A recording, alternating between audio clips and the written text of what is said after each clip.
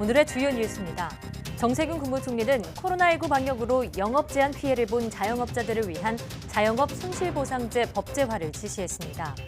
이미 국회에서 관련 법안이 발의됐다며 기재부 등 관계부처가 국회와 함께 법적 제도 개선에 나서달라고 주문했습니다.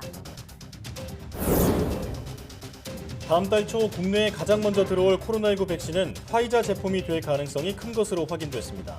5만 명분의 물량이 먼저 도입될 것으로 알려지면서 본격적인 운송과 접종 계획에 관심이 집중되고 있습니다.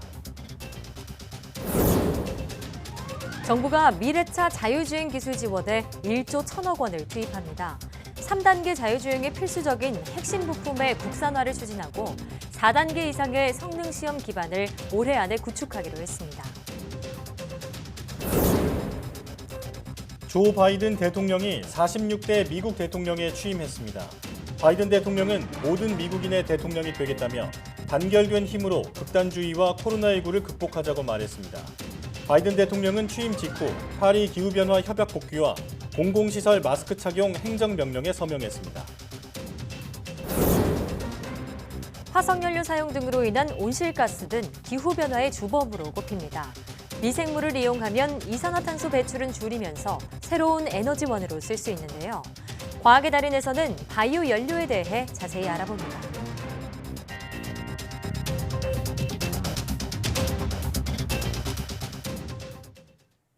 시청자 여러분 안녕하십니까? 사이언스 투데이 시작합니다. 정세균 국무총리는 코로나19 방역으로 영업 제한 피해를 본 자영업자들을 위한 자영업 손실보상제 법제화를 지시했습니다. 정 총리는 코로나19 중앙재난안전대책본부 회의에서 이미 한계점에 다다른 자영업자와 소상공인들의 심정을 정부도 잘 알고 있다며 이렇게 말했습니다. 이미 국회에서 여야를 막론하고 방역 조치로 인한 영업 손실을 보상하거나 지원하는 법안을 발의해줬다며 기재부 등 관계부처는 국회와 함께 지혜를 모아 법적 제도 개선에 나서달라고 주문했습니다. 또 정부가 추가 구매 상황을 알린 노바백스 백신과 관련해 식약처 등의 생산시설 승인과 사용 허가 등 후속 조치에 적극 나서달라고 당부했습니다. 국내로 가장 먼저 들어올 코로나19 예방 백신은 화이자 제품이 될 가능성이 큰 것으로 확인됐습니다. 정부 관계자는 코로나19 백신이 국제 프로젝트인 코백스 퍼실리티를 통해 다음 달 초 국내에 처음 들어오고 제품은 화이자가 될 가능성이 크다고 밝혔습니다. 코백스를 통해 들어올 물량은 1천만 명분으로 정세균 국무총리는 코백스에서 다음 달 초에 백신을 받겠냐는 연락이 와서 받겠다고 답변하고 지금 준비 중이라고 밝혔습니다. 초도 물량은 화이자 제품 5만 명분으로 확인됐습니다. 한국 화이자 제약이 이달 안에 식품의약품안전처에 코로나19 백신의 품목 허가를 신청할 계획인 것으로 알려졌습니다. 제약업계에 따르면 화이자는 이달 안에 식약처에 정식 품목 허가를 신청하기로 하고 막바지 작업을 진행 중입니다. 식약처 관계자는 품목 허가 신청은 화이자 측의 소관 사항이지만 신청이 들어올 경우 신속히 허가 절차를 진행하겠다고 밝혔습니다. 식품의약품안전처는 국내 제약업체인 유바이오로직스의 코로나19 백신 후보 물질 유코백19에 대해 임상 1, 2상 시험 계획을 승인했다고 밝혔습니다. 이로써 현재 국내에서 코로나19 관련 임상시험 계획을 승인받아 개발이 진행되고 있는 의약품은 백신 7개, 치료제 15개가 됐습니다. 유코백19는 코로나19 바이러스의 표면 항원 단백질을 유전자 재조합 기술로 만든 재조합 백신으로 미국 노바백스사의 백신과 같은 방식입니다. 이번 주부터 카페 등에서 음료 섭취가 허용되는 등 일부 제한이 풀리면서 시민들은 대체로 반가워하는 모습입니다. 하지만 수칙을 철저히 지키지 않는 모습도 곳곳에서 눈에 띄면서 우려의 목소리도 나오고 있습니다. 정현우 기자가 보도합니다. 방역 지침 완화로 매장 이용이 가능해진 카페. 음료를 한 잔씩 시켜놓고 대화를 나누거나 혼자 여유를 즐깁니다. 친구 만나서 이제 이 추운 날씨에 돌아다니는 것도 좀 한계가 있어서 얘기 나눌 수 있는 게 참 좋은 것 같아요. 2명 이상이 카페에 올 땐 1시간 이상 머물지 말라는 게 방역당국의 당부인데 철저히 지켜지진 않습니다. 카페 직원이 이용 제한 시간을 공지하는 경우는 거의 없고 일부 손님은 마스크를 내린 채 책을 보거나 대화를 나누는 등 수칙을 안 지키는 모습도 눈에 띕니다. 벌써부터 카페 많이 나와서 이제 컴퓨터 하시는 분들도 많이 봤고, 그거를 일일이 언제 손님이 왔고 그 1시간을 이렇게 계속 체크하기가 어려울 것 같고요. 헬스장에도 오랜만에 활기가 돕니다. 가림막을 양쪽에 두고 러닝머신 위를 달리고 마스크를 낀 채 운동기구를 들었다 내렸다 합니다. 동네로 나가고 싶은데도 거의 다 펜스로 다 쳐져 있으니까 운동도 못하고 너무 오랜만에 나오다 보니까 너무 상쾌하고요. 더 좋은 것 같아요. 카페도 가고 운동도 할 수 있어 반갑다는 반응도 있지만 겨우 쑥을 얻은 감염이 다시 확산하지 않을지 우려하는 목소리도 많습니다. 일단 바뀌면서 뭐 어떻게 해야 되는지 외워야 될 것도 많고, 방역 수칙이 완화가 되면은 이제 확진자가 더 심해지니까 아무래도 걱정되는 부분이 있는 것 같아요. 전문가들은 자영업자 사정을 고려해 방역 지침을 완화한 만큼 업주들이 책임을 지고 관리할 필요가 있다고 강조합니다. 다시 유행이 악화되는 거는 정해진 경고하기 때문에 업장을 지킨다는 마음으로 방역 수칙을 제한적이나마 지키려고 노력을 해주셔야 되지 않을까 싶습니다. 코로나19 3차 대유행이 일상 속 감염에서 시작해 산발적으로 확산했던 바탕엔 방심이 깔려 있었습니다. 더욱 긴 고통과 인내의 시간을 보내지 않도록 엄격한 수칙 준수가 필요한 겨울입니다. YTN 정현우입니다. 택배 업무가 몰리는 설 연휴를 앞두고 택배 노동자의 과로 문제를 해결하기 위한 여러 대책이 나왔습니다. 당정과 택배회사 노사는 택배 분류 전담 인력을 별도로 투입하고 특별한 사유가 없는 한 9시 이후 심야 배송은 제한하기로 했습니다. 한현희 기자가 보도합니다. 새벽까지 이어진 마라톤 회의 끝에 더불어민주당과 정부, 택배회사 노사가 택배 노동자 과로사 방지 대책에 합의했습니다. 이번 합의의 핵심은 택배 분류 작업을 택배 노동자 작업 범위에서 제외했다는 겁니다. 분류 작업은 오랜 시간 진행되는데도 임금을 주지 않아 공짜 노동이라는 지적을 받아왔습니다. 먼저 택배 분류 작업을 간선하차와 지역별 분류, 차량과 개인 분류로 명확히 규정하고 택배 노동자의 기본 작업 범위는 택배를 모으는 것과 나르는 것으로만 한정했습니다.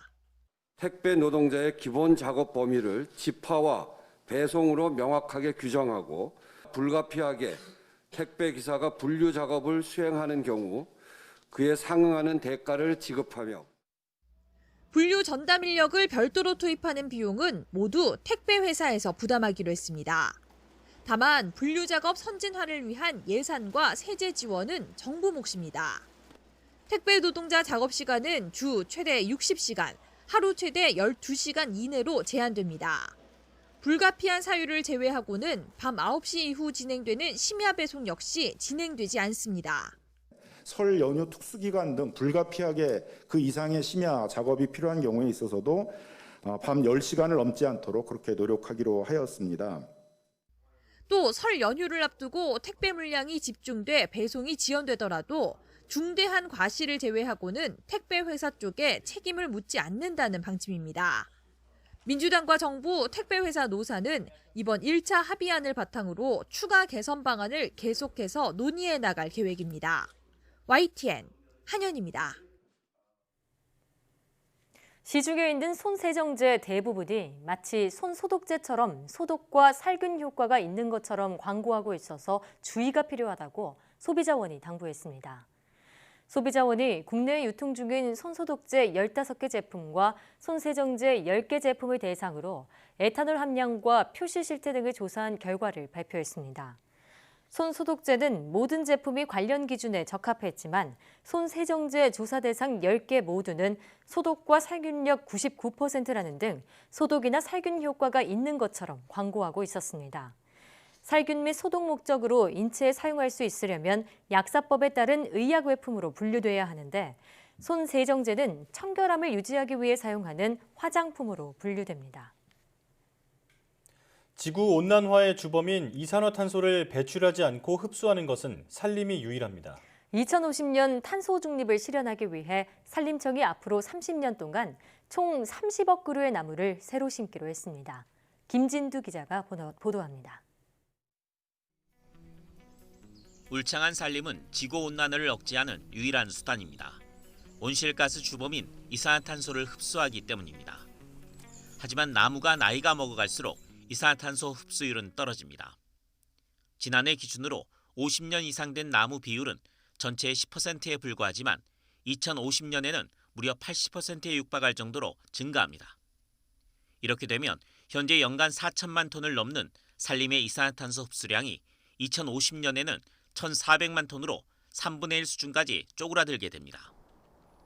이산화탄소 배출을 획기적으로 줄이고 배출한 만큼 흡수한다는 2050년 탄소 중립 목표에 문제가 생기는 겁니다. 2050년 탄소 중립을 목표로 나아가기 위해서는 국가적으로 차분하고 냉철하게 준비해 나갈 필요가 있습니다. 이 같은 상황을 개선하기 위해 산림청은 2050년까지 30억 그루의 나무를 새로 심어 탄소 흡수율을 3,400만 톤까지 끌어올린다는 계획입니다. 기후변화 대응에 있어서 가장 자연 친화적인 방법은 숲과 나무입니다. 미국 같은 경우는 1조 그루의 나무 심기를 지금 법안이 발의가 돼 있고 캐나다도 10년간 20억 그루 나무 심기 계획을 발표를 했습니다. 저희 같은 경우는 30년간 국내에서 27억 그루, 그 다음에 북한을 비롯한 해외에서 3억 그루를 해서 30억 그루를 심을 계획으로 있습니다. 오래된 나무를 베어내고 그 자리에 나무를 다시 심는 것에 대해 새로운 조림지도 확보합니다. 도시 숲을 확대하고 섬과 수변 지역, 그리고 황폐화된 북한 산림과 해외까지 대상을 확대합니다. 또 탄소 저장 능력이 인정된 목재의 이용을 늘리고 탄소 흡수 능력, 기후변화 적응력이 우수한 수종의 개발과 적용도 늘리기로 했습니다. 1970에서 80년대 헐벗은 산에 나무를 심고 길러 40여 년 만에 한국 산림은 울창하게 변했습니다. 이제는 산림을 유지하는 것에서 벗어나 베고, 심고, 쓰고, 가꾸는 자원의 선순환을 통해 탄소 중립에 기여한다는 것이 산림청의 전략입니다. YTN 김유두입니다. 정부가 미래차 자율주행 4단계 상용화를 위한 관련 기술 개발에 1조 1천억 원을 지원하겠다고 밝혔습니다. 홍남기 부총리 겸 기획재정부 장관은 혁신성장 빅3 추진회의에서 올해 글로벌 완성차 기업들의 3단계 자율주행차 출시와 4단계 기술 개발 경쟁이 본격화할 것이라고 말했습니다. 정부는 3단계 자율주행의 중요 기능을 하는 핵심 부품의 국산화와 후속 사업화를 추진하고 4단계 이상의 성능 시험을 위한 기반을 올해 안에 구축하기로 했습니다. 이 밖에도 시스템 반도체 핵심 인력 양성을 위해 채용 연계형 학과를 추가로 신설하고 13개 대학에 설계 전공 트랙을 만들어 학사급 인재를 육성하기로 했습니다. 우리나라 경제 성장률이 생산성 하락과 투자 부진 등의 영향으로 점진적으로 하락하고 있다는 분석이 나왔습니다. 한국은행 보고서에 따르면 생산 가능 인구 1인당 실질 국내 총생산 GDP 추세 성장률은 2010년대 초반 이후 2019년까지 연평균 2%로 추정됐습니다. 이는 2000년대 연평균 3.6%보다 1.6%포인트 낮은 수준입니다.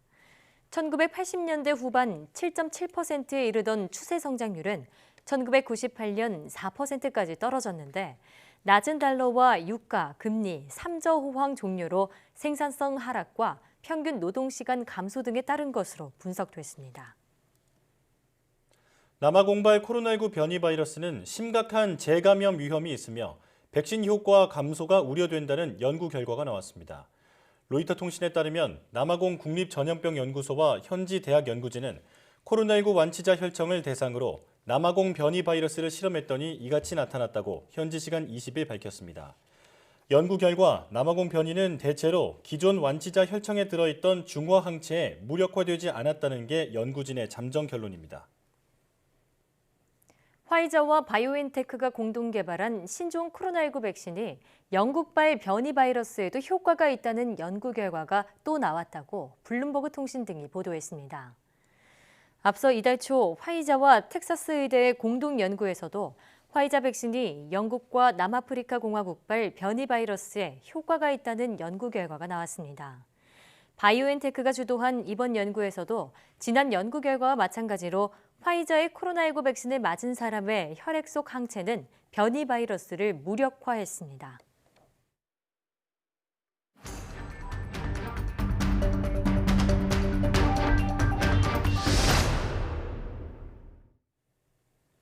이틀 연속 신규 확진자는 400명 초반에 머무르며 진정세를 보이고 있습니다.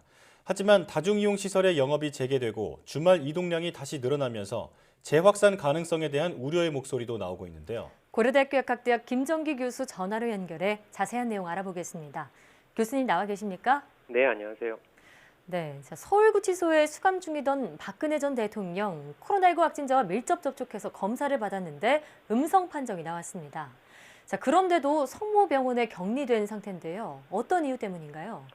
일단은 음성 판정을 받았어도 2주간 자가격리를 해야 되는 상황이거든요. 네. 근데 자가격리 기간 동안에 만약에 잠복기라고 하면 향후에 양성으로 이제 전환될 수가 있을 가능성도 있고요.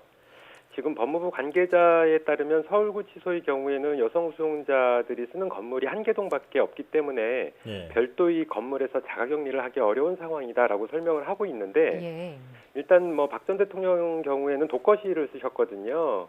그래서 건물은 한 개라고 하더라도 이제 독거실이다 보니까 외부와의 접촉이 굉장히 제한되어 있습니다. 그래서 충분히 자가격리는 가능할 것으로 보는데 그렇기 때문에 일부에서는 뭐 특혜 논란이 있는 거 아니냐 뭐 이런 얘기도 나오고 있거든요. 근데 앞서 말씀드린 것처럼 지금은 음성이더라도 향후에 양성으로 전환될 가능성도 있고요. 이런 상황이 발생을 하게 되면 혹시나 다른 독거실을 쓰시기는 하시지만 일단 혹시나 다른 수용시설로 전파될 우려도 완전히 배제할 수는 없다 이렇게 보고 있고 일단 여기에 전직 대통령이라고 하는 어떤 예우 부분도 적용이 된 게 아닌가 이렇게 생각을 하고 있습니다. 그래서 일단 고령이시기도 하고요. 그래서 여러 가지 상황을 종합했을 때 일단은 계시던 독거실에서 자가격리를 하시는 것보다는 서울 성모병원으로 입원 조치를 시키는 게 더 맞겠다라고 판단을 한 것으로 보입니다. 그래서 일단 뭐 다른 거는 차치하고 전직 대통령의 예우 부분이 있기 때문에 특혜 논란까지 또 이렇게 확산되는 것은 다소 무리가 있지 않나 이런 생각을 가지고 있습니다. 잠복기 우려로 자가격리 중이다 이렇게 말씀해 주셨고요. 서울구치소에서 또 확진자가 발생했습니다. 이렇게 구치소에서 집단 감염이 계속되는 원인 어떻게 보십니까? 구치소는 외부 접촉이 철저히 차단돼 있는 뭐 요양원이나 요양병원하고 마찬가지입니다. 일단은 내부에서 자체적으로 코로나19가 발생할 가능성은 전혀 없고요. 유일한 루트가 외부에서 유입되는 사례인데 한 가지는 신규 수감자가 잠복기 상태에서 입소하는 사례가 있을 수 있습니다. 근데 이 경우보다는 실제로는 많은 사례들이 구치소 관계자들이 감염 상태에서 수감자하고 접촉을 해서 전파를 시키는 사례가 가능성이 더 높은데요. 일단 이와 같이 외부에서 유입이 발생할 경우에는 구치소 자체가 이른바 3밀, 즉 밀집 밀폐된 환경이기 때문에 집단 감염이 매우 용이하게 발생할 수밖에 없는 환경입니다. 그렇기 때문에 계속해서 구치소에서 이와 같은 문제가 발생을 하고 있다라고 보고 있고요. 외부 유입 같은 경우에도 일단 현재 3차 유행이 감소세는 있지만 아직도 지역사회에서 지속적으로 코로나19가 발생하고 있는 상황이고 이른바 숨은 감염자가 지역사회에 다수 존재하기 때문에 관계자분들이 외부에서 감염된 상태에서 구치소에 이렇게 전파를 시키는 양상을 계속 나타낼 수밖에 없다 이렇게 보고 있습니다. 그래서 이러한 부분은 뭐 구치소뿐만 아니라 비단 요양원이나 요양병원에서도 마찬가지 상황인데요. 그렇기 때문에 철저히 외부 유입을 관리를 잘 해야 된다 이렇게 보고 있습니다. 네, 구치소뿐만 아니라 요양병원 등의 외부와의 접촉 차단에 좀 주력할 필요가 있겠고요. 이번 주부터 카페나 헬스장 등 일부 다중이용시설의 제한 조치가 풀렸습니다. 혹시 방역에 허점이 생기진 않을까 하는 우려도 나오는데 어떻게 보십니까? 앞서 잠깐 말씀드린 것처럼 현재 3차 유행이 감소세는 있지만 아직도 일일 신규 확진자 규모가 전국적으로 400명 정도의 규모를 보이고 있거든요. 이 정도 규모면 아직은 2단계를 조금 넘어서 2.5단계 수준에 해당된다라고 보고 있습니다. 그렇기 때문에 방역 조치가 완화되면 다시 증가세로 전환될 가능성은 일정 기간 후에는 상당하다 이렇게 보고는 있고요. 일부 방역 조치가 완화되면서 전국적으로 이동량도 증가하고 있는 것으로 나타나고 있거든요. 아무래도 이렇게 되면 그간 개인 간 전파 위주로 발생을 하던 어떤 전파 패턴이 방역 조치가 완화된 다중이용 시설을 중심으로 해서 집단 감염 형태로 나타날 가능성이 상당히 높다 이렇게는 보고 있습니다. 그렇기 때문에 해당 그 다중이용 시설 운영자께서는 각별히 방역 조치에 신경을 쓰셔야 되는 부분이 있고요. 더군다나 뭐 그렇다라고 해도 일부에서 또 일탈하시는 분들이 계실 수 있기 때문에 방역 당국의 어떤 관리 감독이 철저히 이루어져야 된다.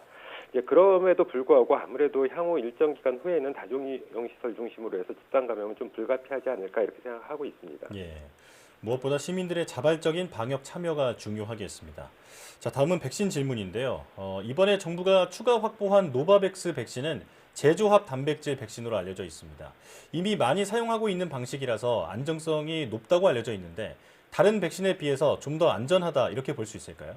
말씀하신 대로 노바백스 백신 같은 경우에는 제조합 단백질 백신 형태입니다. 네. 그래서 제조합 단백질 백신 같은 경우에는 개발이 진행된 지도 좀 오래된 편이고요. 예. 일부 백신들 중에는 상용화돼서 실제 사용되고 있는 것들이 있거든요. 그렇기 때문에 이러한 측면을 볼 때는 안전성은 현재 코로나19 백신으로 쓰이고 있는 mRNA 백신이나 아니면 아데노바이러스 전달체 백신보다는 어느 정도 검증이 되어 있다 이렇게 보시면 될 것 같고요. 네. 다만 효능을 높이고자 사용되는 백신 보조제가 있습니다. 아주번트라고 얘기를 하는데 이 기존에 사용되고 있는 그런 백신 보조제가 아니라 자사가 보유한 신규한 아주번트이거든요. 네. 이것 때문에 안전성 우려가 발생할 수도 있는데 노바백스 백신의 그 임상 1, 2상 결과에 따르면 이 아주번트를 사용했을 때 약간의 부작용을 증가시키는 걸로는 나와 있습니다. 데이터가. 근데 타 제약사의 백신보다는 상대적으로 경미한 부작용을 나타낸 것으로 보고하고 있기 때문에 일단은 이 부분만 보면 아직까지는 안전성은 타 백신 대비 비교 우위에 있다라고 볼 수는 있습니다. 근데 아직 임상 3상이 종료된 게 아니기 때문에 임상 3상 결과가 나올 때까지는 좀 더 지켜봐야 되지 않을까 생각을 하고 있습니다. 네. 자, 국내에 도입 예정인 백신들 가운데 아직 식약처에서 승인한 백신은 없는 상황인데요. 백신 심사 현재 어떻게 이루어지고 있고 또 정부 계획대로 다음 달에 백신 접종이 가능할까요? 일단 아스트라제네카 백신이 지난 1월 4일 날 품목 허가 신청이 접수가 된 걸로 알려져 있거든요. 식약처는 아스트라제네카 백신의 심사 과정을 단축해서 한 40일 이내에 처리하는 것을 목표로 하고 있는데 품목 허가 신청 이전에 이미 이러한 목표를 세우고 달성을 하기 위해서 비임상과 품질 자료에 대해서는 사전 검토를 진행하고 있었습니다. 더군다나 영국에서 또 승인된 사례도 있고 그렇기 때문에 이 부분들 종합적으로 참조하고 고려해서 목표 기간 내에는 심사를 마치지 않을까 생각을 하고 있고요. 그 이후에 국가 출하 승인 절차도 남아 있는데 20일 이내에 완료하는 걸 목표로 하고 있거든요. 만약에 심사 과정에서 특이한 점이 발견되지 않는다라고 하면 계획대로 2월 말에는 허가미 국가 출하 승인까지 이루어지지 않을까 생각은 하고 있습니다. 근데 지금 아스트라제네카 백신 이외에도 최근 이제 코백스를 통해서 화이자 백신 5만 명분이 초도 물량 2월 초에 공급될 걸로 이렇게 얘기를 하고 있는데요. 화이자 백신은 아직 식약처 품목 허가 신청을 하지 않았습니다. 이번 달 안에 신청서를 접수할 걸로 알려져 있는데 이것도 마찬가지로 접수가 되면 심사 과정을 일정 기간 동안 거쳐야 됩니다. 그렇기 때문에 2월 초에 국내로 공급이 된다고 하더라도 허가 승인이 나지 않았기 때문에 2월에는 접종하기 어렵지 않을까 이렇게 생각을 하고 있습니다. 들어온다고 바로 쓸 수 있는 건 아니군요. 오늘도 코로나19 상황 살펴봤습니다. 감소세가 이어지고 있지만 언제든 다시 확산할 수 있기 때문에 마음을 놓아서는 안 되겠습니다. 지금까지 고려대학교 약학대학 김정기 교수와 함께했습니다. 오늘 말씀 고맙습니다. 네, 감사합니다.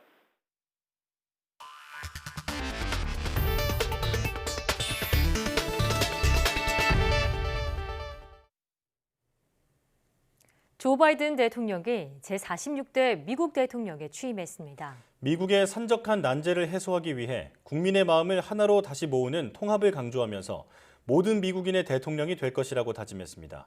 워싱턴에서 강태욱 특파원의 보도입니다. 대선 불복과 의회 난동 등의 우여곡절 끝에 바이든 미국 대통령이 취임했습니다. Preserve, protect, and defend the Constitution of the United States. The Constitution of the United States. 취임사를 통해 통합이 전진의 길이라며 화합과 단결을 호소했습니다. 두려움이 아닌 희망, 분열이 아닌 통합, 어둠이 아닌 빛에 관한 미국의 이야기를 써내려가겠다고 다짐했습니다. 극심한 분열 이후 새로운 출발이 필요하다며 자신을 지지하지 않는 사람까지 포용하겠다고 강조했습니다. My whole soul is in this, bringing America together, uniting our people, uniting our nation. And I ask every American to join me in this cause. 빌 클린턴, 조지 W. 부시, 버락 오바마 전 대통령이 참석해 취임을 축하했습니다. 병치레하는 지미 카터 전 대통령과 대선에 불복한 도널드 트럼프 전 대통령은 불참했습니다. 바이든 대통령은 이어 군 사열을 받고 새로운 군 통수권자임을 확인받았습니다. 또 전직 대통령들과 함께 국립묘지를 찾아 무명용사의 묘에 헌화했습니다. 인파 없는 약식의 거리 행진으로 백악관에 입성해 5시간 만에 직무에 들어갔습니다. 바이든 새 대통령의 일성은 통합입니다. 하지만 분열에 따른 테러와 무장 시위 위협에 이렇듯 시내 곳곳이 통제되고 차단됐습니다. 얼마나 빨리 이 같은 장벽을 걷어내고 미국을 회복할지 주목됩니다. 워싱턴에서 YTN 강태욱입니다. 조 바이든 미국 대통령이 취임 첫날 모두 17건의 행정명령과 조치에 서명하며 전임 트럼프 대통령의 정책 뒤집기에 나섰습니다. 바이든 대통령이 서명한 행정명령에는 연방시설에서의 마스크 착용 의무화와 파리 기후변화 협약 복귀 등이 포함되어 있습니다. 보도에 김원배 기자입니다. 조 바이든 미국 대통령이 백악관에 입성하자마자 15건의 행정명령에 서명했습니다. 바이든 대통령이 가장 먼저 서명한 행정명령은 연방시설에서의 마스크 착용 의무화입니다. 코로나19 극복을 위한 의지의 표현인 셈입니다. And the first order I'm going to be signing here relates to COVID, and it's requiring, as I said all along, where I have authority, mandating masks be worn. CNN은 대통령이 주정부와 시정부에 명령을 내릴 수는 없지만 연방정부 차원의 의무화 조치는 주정부들도 똑같이 하도록 촉구하는 효과가 있다고 풀이했습니다. 또 이번 조치가 공중보건 전문가들이 권고해온 마스크 착용을 강조함으로써 마스크 착용을 소홀히 했던 트럼프 시대로부터의 급격한 전환을 상징하게 될 것이라고 지적했습니다. 대선 공약 1호였던 파리 기후변화 협약 복귀도 행정명령에 포함됐습니다. 2015년 채택된 파리 기후협약은 기후변화 위기를 극복하기 위해 각 나라가 온실가스 배출량을 제한하기로 약속한 것으로 트럼프 전임 대통령은 2017년 탈퇴 의사를 밝혔고 지난해 11월 공식 탈퇴했습니다. 또 전임 트럼프 행정부가 코로나19 대처를 비난하며 세계보건기구 WHO 탈퇴를 선언한 것과 관련해 이를 중단하는 행정명령에도 서명했습니다. 그리고 멕시코 국경장벽 건설 예산 지원 중단, 일부 무슬림 국가 국민의 미국 입국 금지를 뒤집는 행정명령에도 서명했습니다. 모두 도널드 트럼프 전임 대통령이 재임 중 각종 논란을 무릅쓰고 시행한 정책을 줄줄이 뒤집는 것으로 트럼프 시대와 단절하겠다는 강력한 의지를 담은 것으로 해석됩니다. YTN 김원배입니다.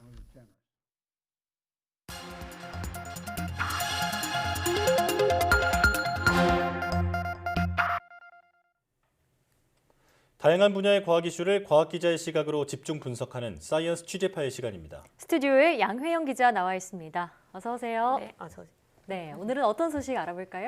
네, 현지 시각 20일이죠. 조 바이든 미국 대통령이 취임을 했는데요. 네. 과학을 경시하던 도널드 트럼프 전 대통령과 달리 바이든 대통령은 후보 시절부터 과학 중심 정책을 공약으로 내세웠잖아요. 네. 이 바이든 정부의 출범으로 세계를 주도하는 미국의 과학기술 정책이 어떻게 변화할지에 대해서 알아보겠습니다. 네. 바이든 대통령이 취임 첫날부터 행정명령 15건의 서명을 했다라고 알려졌는데 네. 여기서도 바이든 정부의 과학 중심 정책을 엿볼 수 있다고요? 네, 그렇습니다. 이 바이든 대통령이 취임 첫날 사인한 행정명령 15건인데요. 예. 그중 첫 번째 행정명령이 바로 마스크 착용 의무화였습니다. 예. 먼저 화면 보시고 오겠습니다.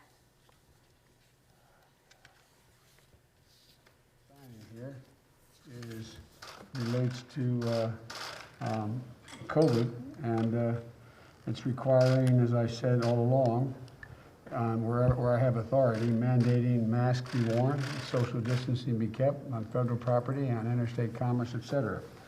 So this is the first one I'm signing. 네, 이 바이든 대통령은요, 집권 초 이 코로나19 극복에 모든 역량을 쏟아붓겠다 이렇게 목표를 좀 세웠습니다. 예. 그래서 이 첫 번째 행정명령을 통해서 그 뜻을 보여줬다 이렇게 볼 수 있는데요. 예. 이 바이든 정부는 코로나19 검사 확대를 위해서 드라이브 스루 테스트를 지금보다 2배 이상 늘리고요. 차세대 진단법 연구에도 적극적으로 투자할 계획이라고 합니다. 또 이 개발 중인 코로나19 백신과 치료제의 제조, 유통을 위해서 약 250억 달러를 투자하고 또 확진자의 효율적인 관리 추적을 위해서 전문 인력도 확충하기로 했습니다.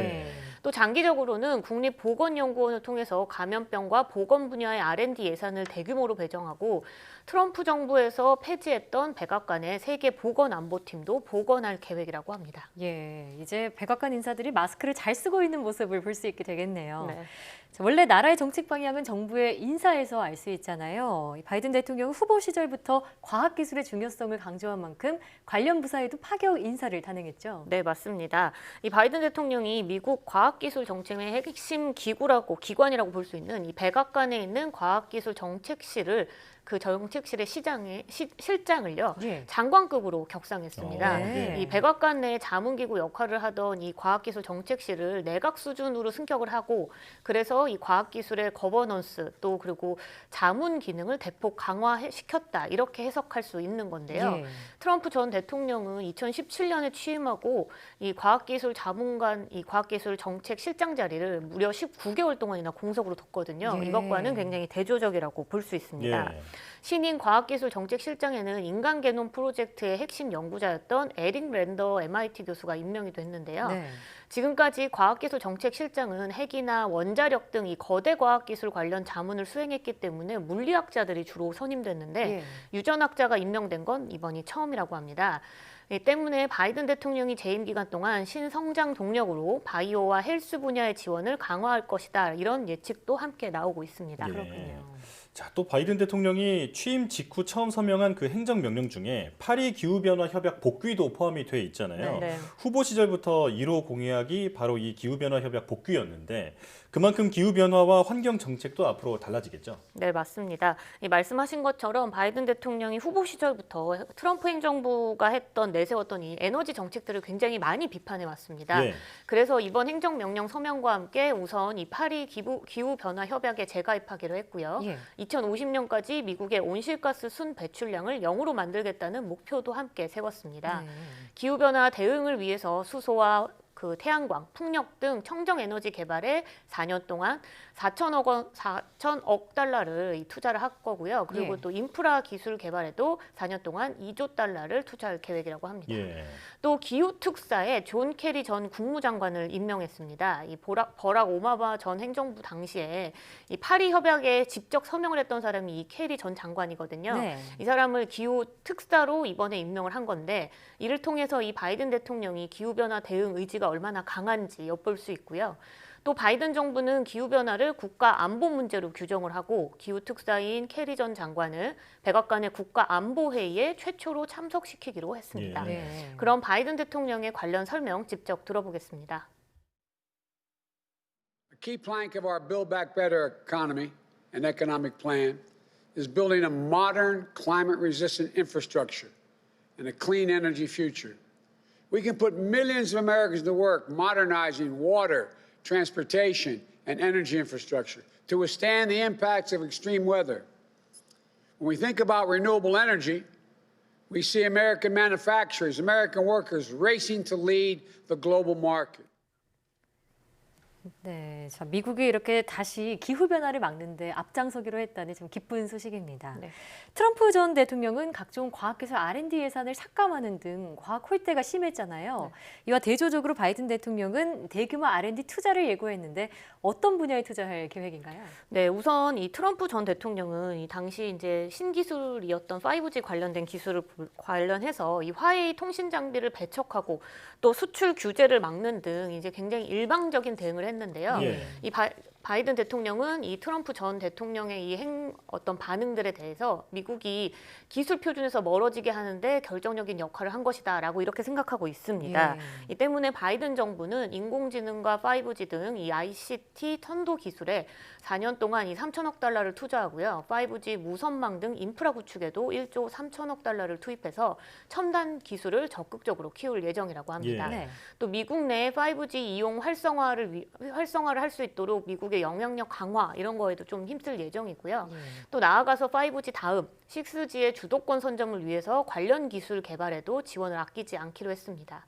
하지만 미국의 주도권 재확보를 위해서 자국 제품을 연방에서 조달하고 또 미국 중심의 공급망을 재편하는 등 자국 우선주의 기조는 유지될 전망이라고 합니다. 그렇군요. 미국의 과학기술 정책이 세계 과학계에 많은 영향을 미치는 만큼 우리나라에도 큰 영향이 있을 것 같은데 우리는 어떻게 대응해야 할까요? 네, 국내 전문가들은 바이든 정부에서 우리나라가 환경 분야와 보건 분야에서 협력 기회가 늘 것이다 이렇게 예측하고 있는데요. 네. 우선 바이든 정부와 마찬가지로 우리 역시 2050년까지 탄소 배출 제로를 선언한 상황이잖아요. 네. 여기에 이 신재생 에너지 개발이나 확산에 관련해서도 적극적으로 저희도 정책 추진을 하고 있고 있어서 미국과의 협력이 굉장히 잘 이루어지는 분야라고 보이고요. 또 우리나라는 코로나19 방역 모범국으로 세계에 인식이 되어 있는 만큼 공공보건과 의료와 관련해서 미국과 국제적 협력이 가능해질 것으로 기대되는데요. 이와 관련해서 전문가의 설명 들어보겠습니다. 예. 에너지 환경 분야가 우선 협력 가능성이 높은 분야이고 미중 하이테크 패권 경쟁 분야와 코로나19 대응을 위한 의료기술 개발 분야도 협력 기회 모색이 가능해 보입니다. 특히 우리 같은 경우에는 첨단 기술 경쟁력 강화를 통해서 이를테면 인공지능, 반도체, 자율주행차, 바이오 등 경쟁력 강화 및 기후변화 관련된 공동 대응을 위한 협력 병안 마련이 좀 필요한 상황입니다. 네, 이렇게 바이든 행정부 출범이 새로운 기회가 될 수도 있다는 얘기인데 미국은 탄소 배출이 많은 국가나 기업에 탄소 국경세를 물리는 방안도 검토 중이잖아요. 이런 친환경 경제 정책이 미칠 영향에 대해서도 발빠르게 대응을 해야겠습니다. 지금까지 양혜은 기자와 함께했습니다. 오늘 말씀 고맙습니다.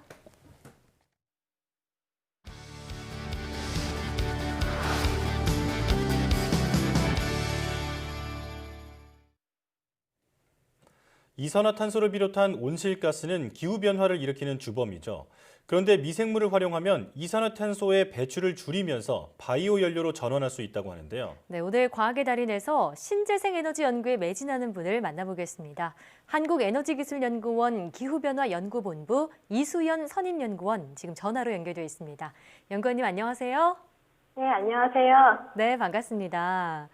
자, 인간의 에너지 사용으로 배출되는 온실가스가 기후변화의 주범으로 꼽히고 있잖아요. 우리나라의 온실가스 배출량 어느 정도인지 가장 먼저 궁금한데요. 예, 현재 범지구적인 문제점 중에 하나가 바로 기후변화입니다. 최근에는 기후변화 대신에 기후위기라는 용어를 사용할 정도입니다. 통계에 의하면 온실가스의 국내 배출량은 약 7억만 톤 이상으로 국민 1인당 배출량으로 환산했을 때 영국이나 프랑스와 같은 유럽 선진국들에 비해서 2배가 넘는 수준입니다.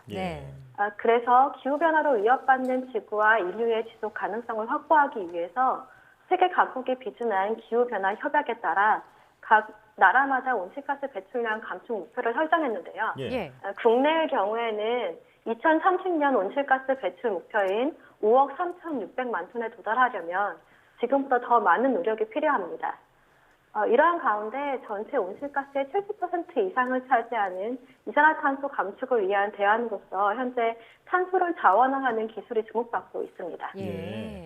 이산화탄소를 자원화하는 기술을 마지막에 말씀해 주셨는데 이산화탄소를 줄이면서 경제적인 이익까지 얻을 수 있는 아주 획기적인 방법 같습니다. 어떤 기술인지 소개해 주시죠. 네. 저희 연구팀에서는 미생물 반응을 이용해서 이산화탄소를 연료나 화학물질로 전환하기 위한 기술을 개발하고 있습니다. 이 기술을 저희는 전기를 뜻하는 일렉트로와 생물학적인 방법으로 연료와 화학물질을 생산하는 바이오 리파이너리라는 단어를 조합을 해서 이 바이오 리파이너리라고 부르고 있습니다. 이 바이오 리파이너리를 설명드리기에 앞서서 먼저 바이오 리파이너리에 대해서 말씀을 드리려고 하는데요. 바이오 리파이너리란 식물 자원인 바이오매스를 원료로 해서 화학 제품이나 바이오 연료 등을 생산하는 기술입니다. 기존의 석유가 담당하던 역할을 바이오매스로 대체하는 것입니다. 바이오매스는 광합성에 의해서 생성되는 식물이나 동물, 미생물들을 모두 포함하는 재생 가능한 유기물질로 사탕수수나 나무, 바닷속에 사는 조류도 모두 바이오매스에 포함됩니다. 한정적인 화석 연료와는 달리 태양광이 존재하는 한 무한한 양을 확보할 수가 있는 자원인데요. 그래서 석유에 대한 의존도를 줄이고 온실가스 문제도 해결할 수 있습니다. 네. 하지만 이런 바이오 리파이너리에 대한 단점도 존재하는 게 사실입니다. 네, 자, 그러니까 정리를 하자면 바이오 리파이너리 기술은 기존 화석 연료가 아니라 친환경적인 바이오매스로부터 유용한 자원을 생산한다 이런 얘기인데요. 그런데 말씀하신 단점은 어떤 건가요? 바이오매스를 생산을 하려면 식물을 경작하기 위한 넓은 땅이 필요합니다. 영토가 넓은 미국이나 중국 또는 동남아 국가들과는 달리 산이 많고 영토가 좁은 지형적 특징을 가지고 있는 우리나라에서는 바이오매스를 확보하는 데 조건이 좋지 않습니다. 예. 그래서 현재까지 바이오매스 원료를 대부분 수입에 의존해오고 있습니다. 그렇기 때문에 기존 바이오 리파이너리는 우리나라에는 그리 적합한 방식이 아니라고 생각을 하고 있습니다. 예. 네, 이런 기존 바이오 리파이너리의 단점을 보완해서 최근 새롭게 개발한 기술이 이바이오 리파이너리입니다. 바이오매스 대신에 이산화탄소와 전자를 미생물의 먹이로 삼는 기술인데요. 네. 그러니까 바이오매스 자체가 필요하지 않다는 것입니다. 예. 오히려 버려지는 이산화탄소를 활용할 수 있으니까 비용을 감소시키면서 친환경적인 방법으로 자원을 생산할 수 있는 그런 기술입니다. 예. 그러니까 영토가 좁은 우리나라 상황에 맞게 새롭게 개발된 기술이 바로 이 바이오 리파이너리라는 기술인데요. 네. 어떤 기술들이 적용됐는지 설명해 주시죠. 이 바이오 리파이너리 기술에는 이산화탄소와 전자를 먹는 미생물을 배양하는 기술을 적용을 했는데요. 이 기술을 미생물 전기 합성이라고 부르고 있습니다. 이산화탄소가 이용물질로 전환이 되려면 미생물에게 전자하고 수소 이온을 공급해줘야 합니다. 그런데 우리는 이런 기술들을 구현하기 위해서 전해전지 시스템이라고 하는 반응을 통해서 이런 기술을 구현을 하고 있는데요. 이 전해전지 시스템을 보시면 음극하고 양극이 있으며 이렇게 미생물은 양극 파트에서 성장을 하게 됩니다. 예. 미생물 전기합성 반응에서 필요한 전자는 음극에서 물이 분해돼서 만들어지고 이때 형성된 전자가 도선을 따라서 양극으로 이동을 하게 됩니다. 네. 그리고 물이 분해될 때 전자와 함께 생성됐던 수소 이온은 분리막을 통해 미생물이 있는 양극으로 이동을 합니다. 여기에 이산화탄소를 주입을 하면 미생물이 연료와 화학물질들을 생산할 수 있는 것입니다. 네. 쉽게 말해서 미생물과 전자 또 수소이온이 만났을 때 이산화탄소를 넣어주면 어떤 유용한 자원들이 만들어진다 이런 얘기인데요. 그럼 어떤 미생물들이 이런 역할을 할 수 있는 건가요? 사실 미생물은 정말 종류가 굉장히 많거든요. 네. 그래서 세균이나 박테리아라고도 부르는 이 미생물은 크기가 매우 작은 1마이크로미터 수준의 매우 작은 단세포 생물체입니다. 네. 그런데 이들은 종류도 많고 성장이 굉장히 빠르며 생화학적인 역할이 다양하기 때문에 여러 가지 환경에서도 잘 적응하는 특징이 있습니다. 예.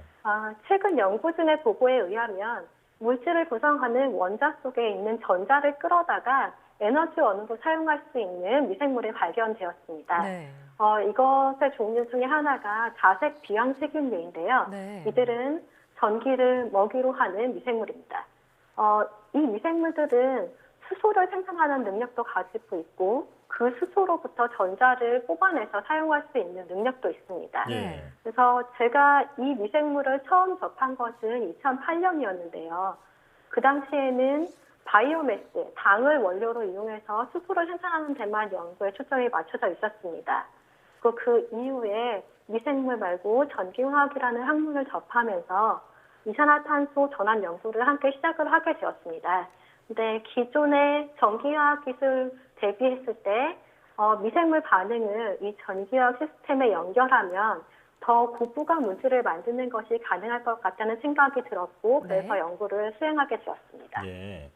이 바이오매스가 필요 없고 또 이산화탄소도 줄일 수 있는 이 바이오 리파이너리 기술 지금까지 설명을 들었는데 상용화 가능성은 어떻게 보시나요? 사실 이런 미생물 전기합성 기술이 적용된 이 바이오 리파이너리 자체가 소개된 것이 굉장히 역사가 짧습니다. 약 10년 정도밖에 되지 않았는데요. 그리고 초기에는 주로 이산화탄소로부터 개미산이나 아세트산 같은 탄소수가 낮은 화학물질들을 주로 생산을 했습니다. 그런데 최근 3, 4년 사이에 이산화탄소로부터 긴 사슬 탄소 화합물을 생산하기 위한 시도가 하나씩 보고되고 있습니다. 네. 저희 연구팀도 그들 중에 하나입니다. 그래서 저희 연구팀은 향후 10년 이내에 기술을 이전하고 사업화 모델을 만드는 것을 목표로 열심히 연구에 매진하고 있습니다. 예. 저희 기술의 가장 큰 장점은 바이오 연료나 화학물질을 생산하는 공정을 간소화할 수 있다는 것입니다. 또한 원료 물질로서 제철소나 산업체 부생가스에 포함된 이산화탄소를 이용하게 되면 생산 비용도 감소시킬 수 있을 것이라고 예상하고 있습니다. 사실 아직은 연구 초기라서 어려움이 많이 있지만 저희 연구원의 가장 큰 장점이 다양한 연구 분야의 전문가들이 함께 모여 있다는 것이거든요. 네. 그래서 이런 전문가들과의 협업을 통해서 이 바이오 리파이너리 기술을 함께 성장시키고 싶습니다. 예. 자, 환경과 함께 경제적 이익까지 노릴 수 있는 좋은 기술에 대해서 지금까지 설명을 들었는데 앞으로 연구원님의 계획이 궁금합니다. 연구원님께서 어떤 계획을 가지고 계신가요? 작년 초쯤에 제가 한 기사를 읽었는데요. 네. 그 내용은 스웨덴의 한 16세 소녀가 노벨 평화상 후보에 언급되었다는 것이었습니다. 그 소녀의 이름은 그레타 툰베리입니다. 네. 그레타는 기후변화 대책을 촉구하기 위해서 1인 시위를 시작했는데요. 이 파급 효과가 매우 컸습니다. 예. 물론 이 행동에 대해서 일부 우려의 시각도 있지만 저는 긍정적인 면을 바라보았는데요. 네. 우리가 기후변화를 멈추기 위해서 아무것도 하지 않는다면 에너지 분야뿐만 아니라 전쟁이나 분쟁, 난민 문제는 계속해서 우리를 힘들게 할 것이라고 합니다. 그레타는 이런 점에서 본인이 느끼는 바를 최선을 다해서 실행에 옮겼던 것으로 저는 생각이 되었습니다. 그래서 이 기사를 읽으면서 에너지 기술을 연구하는 입장에서 정말 많은 생각을 하게 되었습니다. 사실 지금은 영향력이 크지는 않지만 향후에는 우리 사회에 꼭 필요한 에너지 기술들을 개발하고 보급할 수 있는 그런 영향력 있는 연구자가 되는 것이 저의 앞으로의 계획이자 꿈입니다. 네. 네, 이렇게 한 개인은 기후변화를 막을 수 없어도 기술은 할 수 있다라고 생각을 하는데요. 이산화탄소를 활용해서 친환경 자원을 생산하는 연구원님의 기술이 세상을 바꿀 날을 기대하겠습니다. 지금까지 한국에너지기술연구원 이수연 선임연구원과 함께했습니다. 연구원님 오늘 말씀 고맙습니다. 감사합니다.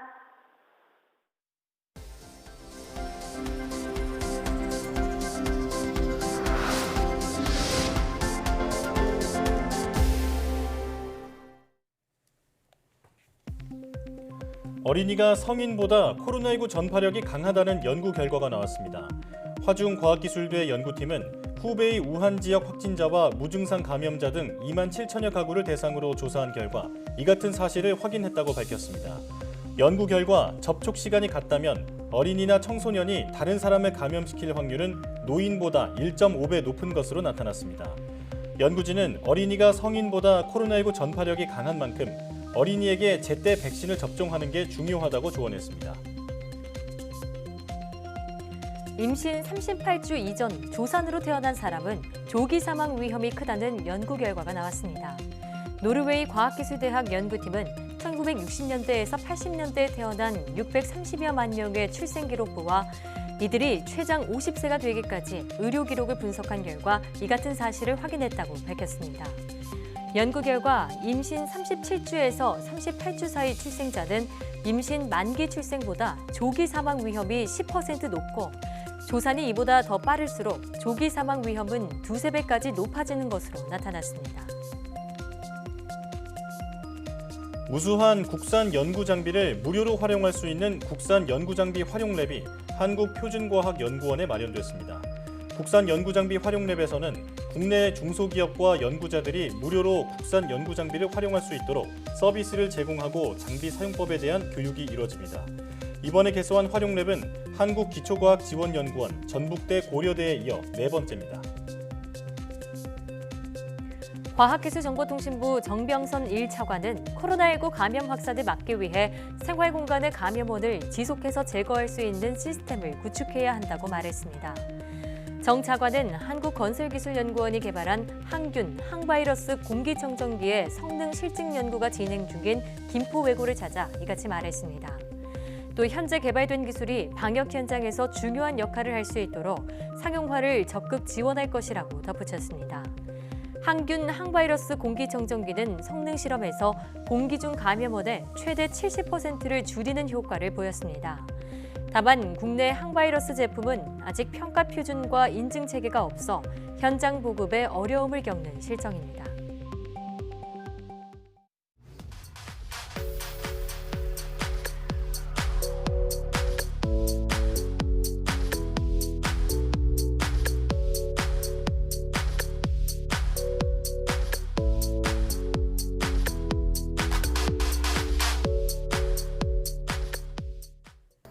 신규 확진자가 완만한 감소세를 이어가고 일부 방역 수칙이 풀리면서 시민들의 일상도 어느 정도 회복돼가는 모습입니다. 하지만 줄어들었던 주말 이동량이 최근 다시 늘어나는 등 긴장감이 풀리며 코로나19가 재확산하지 않을까 우려의 목소리가 커지고 있는데요. 일상과 방역이 공존할 수 있도록 자발적인 방역 참여가 꾸준히 이뤄져야겠습니다. 사이언스 투데이 여기서 마칩니다. 함께해 주신 여러분 고맙습니다.